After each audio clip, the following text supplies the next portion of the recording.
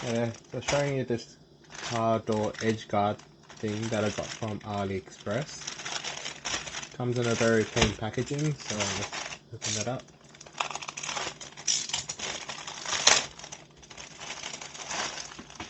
Okay, so you can see I got it in black color. It comes in other colors such as light gray, red, blue, and white. But I chose black just so it can fit in more with the shadow lines between the doors in the car. Yeah, so it's made of this rubberized material. The one that I got previously on my car looks very similar, except it's got 3M backing tape on it, and it's starting to get a bit gummy now. It's coming a bit loose now. It's looking a bit ratty at the moment. So I've gotten this thing. The neat thing about this is, so you can see the edge here, that it's actually got these metal pieces inside of it, and the whole thing's not metal. It's like metal, then a gap, metal, and a gap, just to allow some flexibility in movement. And there's no sticky tape or anything involved inside. It's just a pure physical grip that's on it. So in the middle here has these two bits of plastic that dig into it. Bit hard to explain, so I'll show you a little bit inside of it. This is very long already, so I can sacrifice a little bit to show you what's inside it.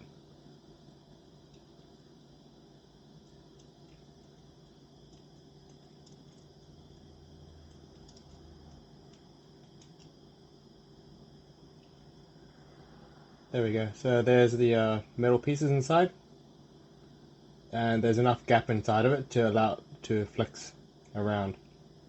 And when you're cutting it, I haven't figured it out yet, but you gotta cut it in between the metal pieces here. And do it down here so it's a bit safer.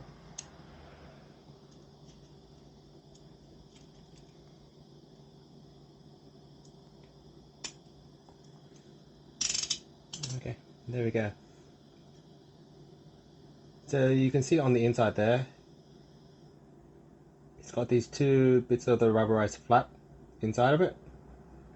And the metal here, you can actually press it, squeeze it down a bit more to increase the gripping pressure. And it provides a nice seal and a grip onto your car door edge. And another neat little tip that I can say is, say you cut it nice and cleanly up here and you see a little bit of the metal, you can get your pliers and pull that last bit out. Great, and probably cut a little bit of the rubber here, just so the next bit of metal isn't actually exposed to water and anything. Because what I believe is each of these metal sections here are covered by all the rubber, so they all have its own little compartment inside. So you don't want to leave the last bits to be exposed, potential rust and all that. So let's put it on the car and see how it looks. There we go. Yeah, so this is what I currently have in my door. It's a bit hard to see because everything's black, but it's just coming away here. And only one side has, it's very thin, only one side has the sticky kind of backing onto it, and that's actually stuck to the car now. Yep, so I'm gonna have to just remove all of that. See, it's not really sticking to the plastic thing anymore, and it's just barely attached to the car. So at least it's easy to remove. And the contact points, so say down here where it's hit things a lot, it's become a bit cracked at the moment, and you can see how that just came apart there.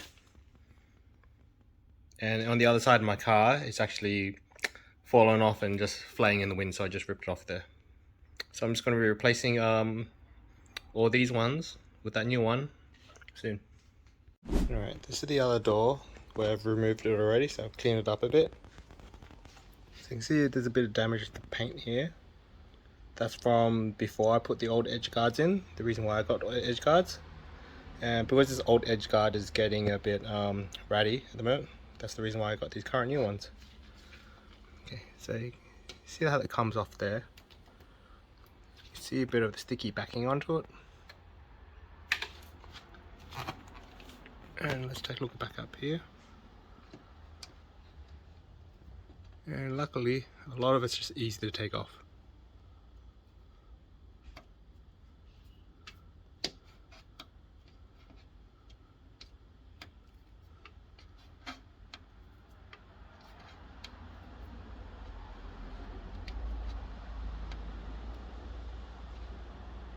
Alright, that's probably enough for you.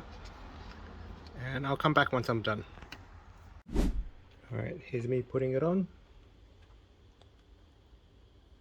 So it's quite easy to put on. You just essentially push it in.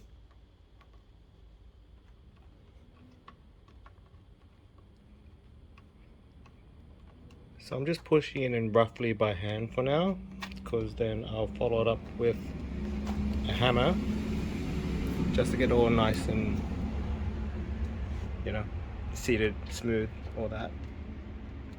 I'll show you what happens here at the corner here. It just bends around it, which is pretty neat. So a bit of pressure to put it in, but this feels pretty solid. I don't think this will fall out.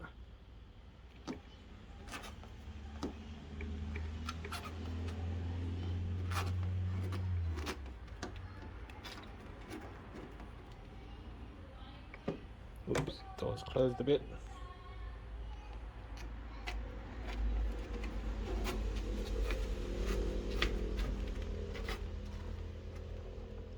Okay, in there. I'll cut off at the end once I hammer it in, just to be sure. All right.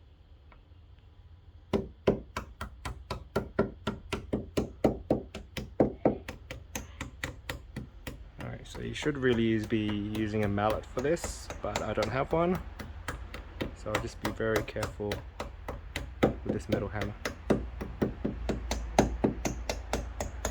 So I know when to stop because it has this different sound. That's me just pretty much hitting the door. The squeaky sound is just forcing its way in.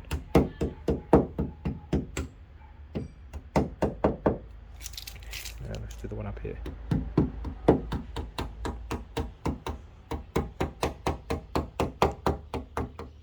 It's looking pretty nice now. It's getting a lot more smooth because it's following the curvature of the door.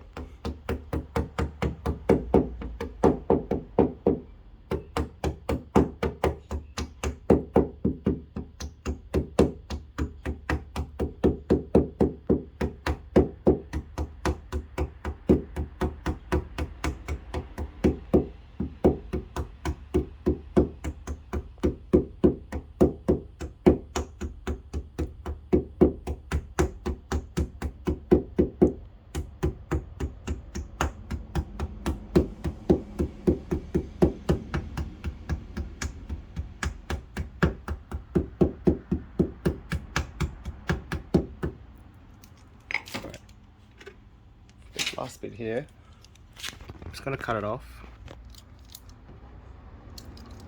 and get a kind of feel where it ends off, but just in case I get it wrong, I'm just going to cut it a little bit past it.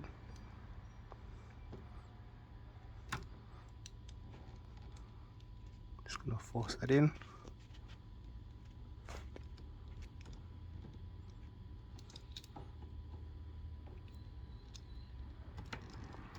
There we go.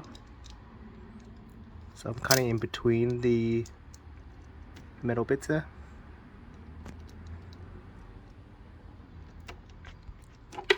There we go. And just because that's the last bit is a metal piece, I'm going to pull that little metal piece out, if I can grab it. There we go. And hammer the last bit in.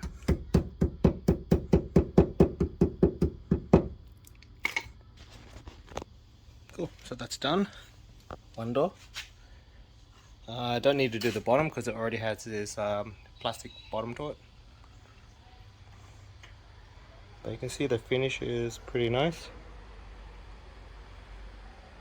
And up here I've got it tucked in under that window trim there, so it looks a bit seamless. And I'll close it off. Cool. So it matches up with the shadow gap in the door pretty well. Doesn't quite close it up, but that's what we want. And I've done the front door already. And as you can see from a distance, you barely notice it.